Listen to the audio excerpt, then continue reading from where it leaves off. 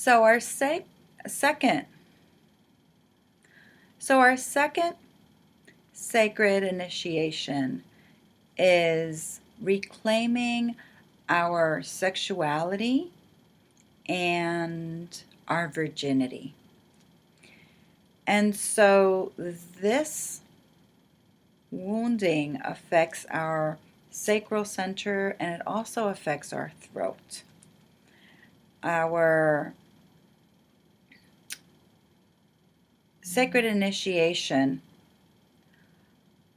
is evident in the disruption and in pain, for example, that women experience with their menses monthly, and the general attitude around our menses, and the disconnection that we have as women and as a culture around cyclical time, around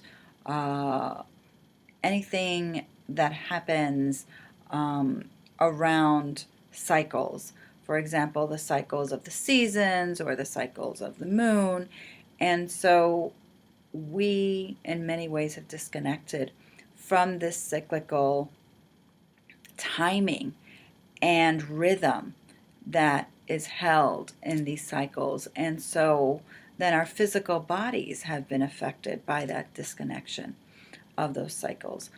So it may appear in our physical body, in our female biology, in our hormones, in our menses, in our ways in which we experience our cycles or ourselves, but in a greater way, it affects our image of our body, our attitude and image of our sexuality, and also of our attitude around pleasure. And that has been something that we have carried a lot of shame around as women for many, many years. And so this is all part of that collective wounding.